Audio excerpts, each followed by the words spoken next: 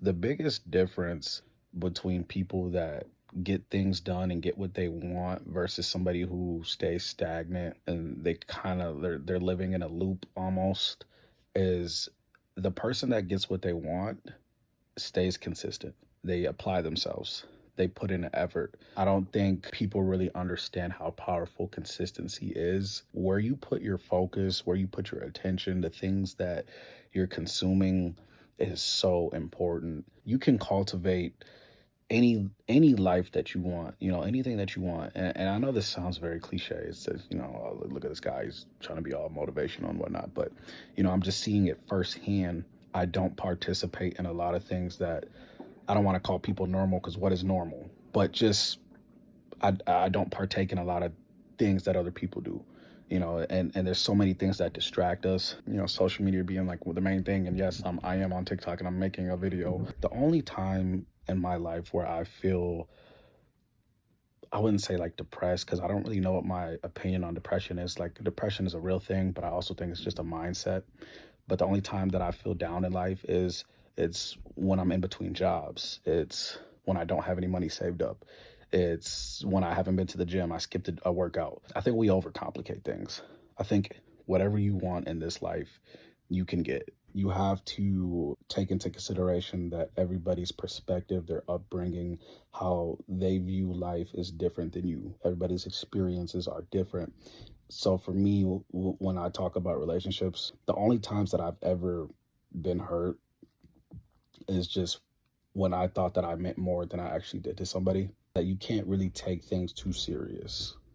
And that doesn't mean that you don't put in the effort and that you don't care about somebody, but you kind of have to be indifferent. You're cool with, you're cool without. When you stick to your program and you stick to your regimen and you stick to the things that you want to do, you'll find somebody that wants to get on your program. But when you allow somebody to come into your life and you start changing, then at that point you're already losing. I'm really scared to lose myself. As somebody who has lost themselves before, that's something that scares me, because I mean, at the end of the day, like, I'm a lover boy through and through. It is what it is. I don't require much, right? I'm a very simple person. I can cook for myself. I can clean for myself. I can pay my bills. All, you know what I'm saying? I don't really need a woman for those things. Companionship to me is just, we travel together. We uplift each other. We support each other. Find ways to just be helpful to each other. You really have to look at yourself and say, why am I attracting these kind of individuals? You attract things based off the energy that you give off to the world. I think this is like where a lot of guys get it wrong. You stop doing the things that you were doing before you got in that relationship. And yes, relationships take time. Like, you have to sacrifice time. It's never beneficial to skip a workout. It's never beneficial for you to not do the things that you were doing pre-relationship. They're either going to accept that about you or they're not. And then that's where it will start to drive you crazy, because you've sacrificed so many different things to try to make a relationship work. And again, I never fully feel like I'm the only option that this person has, or like they're all about me. Like, that's just hard for me to believe that. And I'm not saying that that's not possible. I just think it's rare. Like, I don't think that a woman never doesn't have different options. And there, you have to understand this as a guy, that a woman always has different people in her orbit. A guy that she probably really loved at one point might have a baby dad. She might be been married before.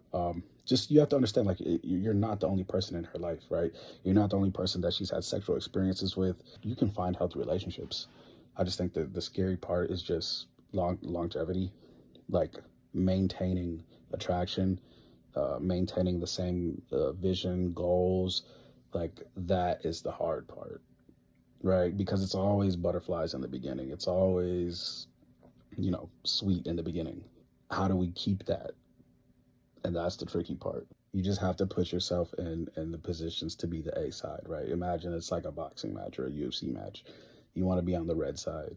You want to be the A side. You want to be the person that you're kind of dictating this ship. You're the captain, and this is how it's going to be. I mean, it's very clear. You can tell when somebody is like genuinely interested in you and when they're not, right?